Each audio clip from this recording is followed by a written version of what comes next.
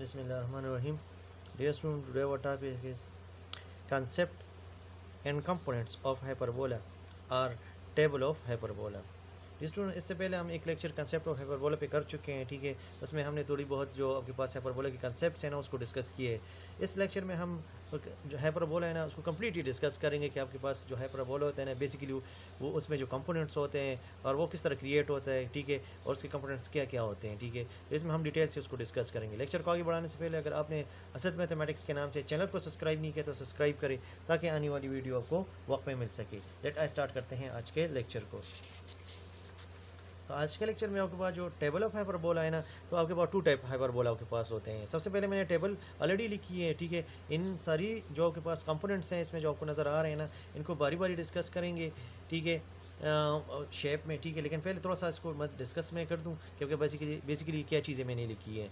तो हाइपरबोला के पास two types है, फर्स्ट एंड सेकंड इक्वेशंस उसके जो आपके पास है ना, अगर अलॉन्ग एक्स एक्सिस है, इसमें ये मेंशन नहीं करता, मैं दोबारा मतलब रिपीट कर देता हूँ कि ए और बी इसमें से कोई वैल्यू ग्रेटर हो सकती है, कोई भी स्मॉल हो सकती है। ए ग्रेटर हो सकता है बी से, बी ग्रेटर हो सकता है ए से। लेकिन मैटर करता है कि अगर एक्स स्क्वायर का आपके पास साइन पॉजिटिव है तो अलॉन्ग एक्स एक्सिस होगा, अगर वो स्क्वायर का साइन पॉजिटिव है तो अलॉन्ग वाई एक्सिस होगा, ठीक है। तो ये इन दो की आपके पास दो हाइपरबोला आपके पास एग्जिस्ट करते हैं और ये दोनों आपके पास स्टैंडर्ड हाइपरबोला है। स्टैंडर्ड हाइपरबोला मींस कि वो हाइपरबोला जिसका सेंटर आपके पास 0 0, अगर जिस पर किसी भी हाइपरबोला का सेंटर अगर 0 0 होता है ना उसको हम स्टैंडर्ड हाइपरबोला कहते हैं। इसकी जो फोकाई हैं, फोकाई के कंपोनेंट्स आपके पास अगर अलॉन्ग एक्स एक्सिस है तो प्लस माइनस सी 0 है, अलॉन्ग वाई एक्सिस है तो 0 प्लस माइनस सी आपके पास है। इक्वेशन ऑफ डायरेक्ट्रिक्स आपके पास एक्स अलॉन्ग एक्स एक्सिस अगर है तो x plus minus a by e है, अलॉन्ग वाई एक्सिस है तो y equal to plus minus a by e आपके पास है। Equation of directrix equation of transverse axis, जिस एक्सिस पे वो लाई करता है ना, अगर अलॉन्ग एक्सिस लाई कर रहा है तो उसकी जो आपके पास एक्सिस होती है ना, तो हाइपरबोला की जो मेन एक्सिस आपके पास होती है, जिस तरह इलिप्स की मेन एक्सिस आपके पास मेजर एक्सिस जिसे हम कहते हैं, इसमें मेजर एक्सिस की जगह वर्ड यूज़ किया गया है ट्रांसवर्स एक्सिस, ठीक है। सो आपके पास अगर मैं थोड़ी सी रफली एक शेप बना देता हूँ, अगर आपके पास अलॉन्ग एक्सिस है ना तो आपके पास हाइपरबोला की शेप ये होगी और इसके transverse axis along x axis होंगे। अगर अलॉन्ग एक्सिस है तो ट्रांसवर्स एक्सिस की जो इक्वेशन होगी ना वाई इक्वल टू 0 होगी, अलॉन्ग वाई एक्सिस है तो एक्स इक्वल टू 0 आपके पास होगा। इसी तरह वर्टिसेस इसके जो होते हैं, ठीक है, यहाँ आपके पास के जो वर्टिसेस हैं तो प्लस माइनस ए 0 है और 0 प्लस माइनस ए आपके पास अलॉन्ग वाई एक्सिस है। इसी तरह उसके जो को वर्टिसेस है and point of conjugate axis है वो आपके पास 0 प्लस माइनस बी है और ये प्लस माइनस बी 0 आपके पास है। ये तमाम कंपोनेंट्स अभी मैं डायग्राम में आपको डिस्कस भी करूँगा। सेंटर आपके पास जो भी आपके पास हाइपरबोला अगर वो स्टैंडर्ड हाइपरबोला है तो वो 0 0 आपके पास होगी, ठीक है। इक्वेशन ऑफ लेटेस्ट रेक्टा आपके पास जो है x equal to plus minus c और y equal to plus minus c. Along x axis है तो x equal to plus minus c होगा और अगर वाई एक्सिस है तो y equal to plus minus c होगा। इक्वेशन ऑफ एसिम्पटोट्स अगर अलग एक्स एक्सिस है सो बी आपके पास नोमिनेटर में होगा और ए डिनोमिनेटर में होगा, यानी y equal to plus minus b by a x होगा। और अगर अलग वाई एक्सिस है तो y equal to plus minus a by b x आपके पास होगा। सो ये तो आपके पास वो हमने कंपोनेंट डिस्कस कर लिए हैं जो दोनों में डिफरेंट होते हैं, ठीक है। अब वो कंपोनेंट डिस्कस करने जा रहे हैं जो दोनों में के पास सेम होंगे, अगर चाहे अलॉन्ग एक्सिस है या चाहे अलॉन्ग वाई एक्सिस है। सबसे पहले इसेंट्रिसिटी आपके पास जो होगी, आपके पास एलिप्स में यहाँ ए स्क्वायर माइनस बी स्क्वायर था, लेकिन हाइपरबोला में आपके पास a square plus b square आपके पास होगा, ठीक है। इसी तरह सी की वैल्यू आपके पास ए इंटू ई या ई की वैल्यू सी बाई ए की भी इक्वल होती है। ई स्क्वायर आपके पास a square plus b square by a square की, तीन आपके पास जो फार्मूले हैं ना इसको आप यूज़ कर सकते हो डिफरेंट चीज़ों को फाइंड करने में, ठीक है, मतलब ई ए और सी की वैल्यूज फाइंड करने में।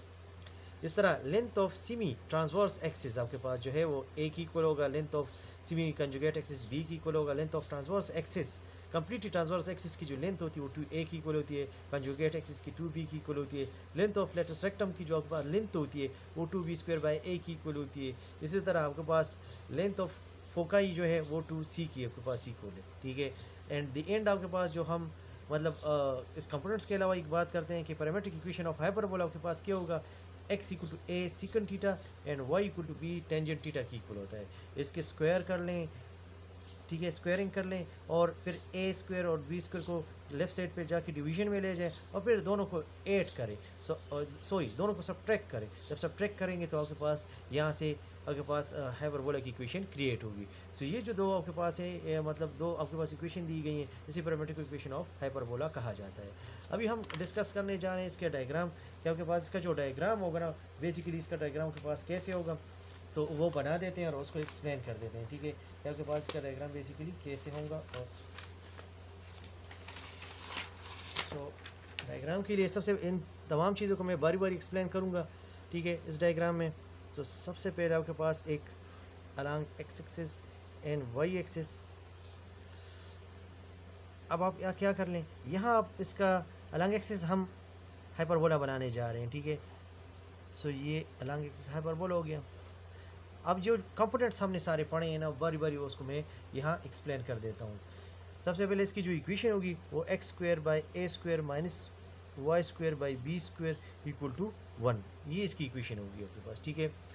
अब इसमें जो आपके पास कंपोनेंट्स है, सबसे पहले सेंटर आपके पास 0 0 होगा, या चलिए इस तरह कर लेते हैं, जो आपके पास टेबल के प्रोसीजर में आपको मैंने लिख पाए थे उसी के मुताबिक उसी सीक्वेंस से हम इसको पढ़ते हैं। उसमें सबसे पहले इक्वेशन था, इक्वेशन हमने डिफाइन कर लिया। फिर आपके पास में फोसाई थे, जो फोकाई है, फोकाई आपके पास एक आपके पास उसके कंपोनेंट C0 और ये आपके पास होगा -C0 आपके पास आ जाएगा, ठीक है।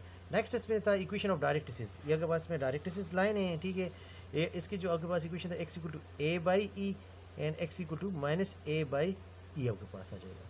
फिर नेक्स्ट इसमें क्या था, आपके पास था इक्वेशन ऑफ ट्रांसवर्स एक्सिस, ये आपके पास एक्सिस पे लाई कर रहा है, एक्सिस पे आपके पास जो इक्वेशन होती है वो इक्वल टू 0 आपके पास होती है।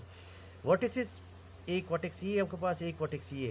तो ये V1 की जो आपके पास कंपोनेंट्स हैं ना, मतलब कोऑर्डिनेट्स है ना, A0 है, और इसका आपके पास V2 की जो है वो माइनस A एंड 0 के पास आ जाते हैं, ठीक है।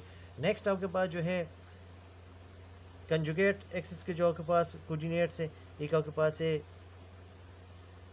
0B और एक आपके पास है 0 माइनस B, ये आपके पास को वर्टिसेस हो गए, ठीक है। सेंटर आपके पास 0 0 है, ऑलरेडी डिस्कस कर चुके हैं, सेंटर हमारे पास 0 0 है। इक्वेशन ऑफ लेटेस्ट रेक्टा आपके पास, ये देखिए, ये एक लेटेस्ट रेक्टम हो गया, ये दूसरा लेटेस्ट रेक्टम हो गया, ठीक है।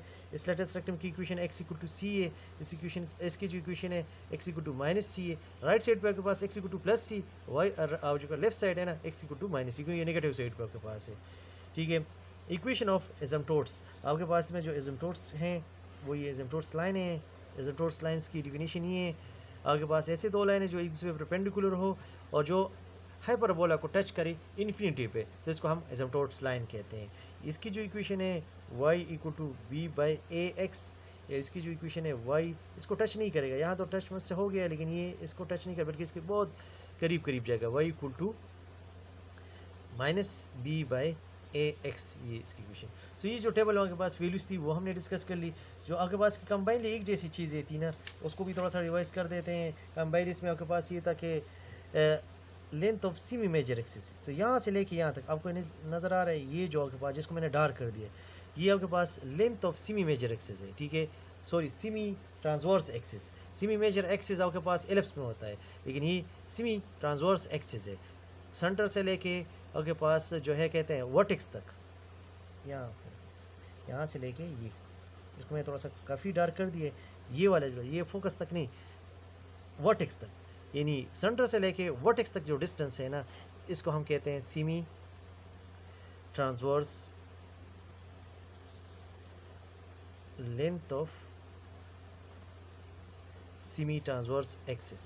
इसकी जो लेंथ है वो आपके पास ए की इक्वल होती है। इसी तरह आपके पास जो सेमी कंजुगेट एक्सिस की लेंथ है ना, length of semi conjugate axis, वो आपके पास ओनली बी है। लेकिन अगर इसको आप कंबाइनली यहाँ से लेके यहाँ तक देख लेना, यानी एक वर्टेक्स से दूसरे वर्टेक्स तक जो डिस्टेंस है ना, इसको हम कहते हैं लेंथ ऑफ ट्रांसवर्स एक्सिस, ये आपके पास 2a की इक्वल होता है। इसी तरह यहाँ से लेके यहाँ तक लेंथ ऑफ कंजुगेट एक्सिस, ये आपके पास 2b की इक्वल होती है। और आपके पास जो लेटेस्ट रेक्टम की लेंथ है ना, वो आपके पास 2b स्क्वायर बाई, ये जो आपके पास यहाँ से लेके यहाँ तक लेंथ है ना, ये 2b स्क्वायर बाई a की इक्वल होती है, ठीक है।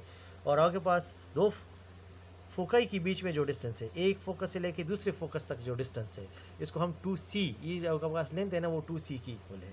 तो ये वो चीज़ें थी जो आपके पास इस टेबल में हमने डिस्कस कर ली हैं, और इस डायग्राम में थोड़े से हमने इसको मतलब डिस्कस कर ली। एनी प्रॉब्लम आपके पास, यहाँ से ये लेक्चर आपके पास कंप्लीट हो जाता है। एनी प्रॉब्लम हो आपके पास इस लेक्चर में, ये तो मतलब आप कमेंट्स में ज़रूर पूछ लें, ठीक है।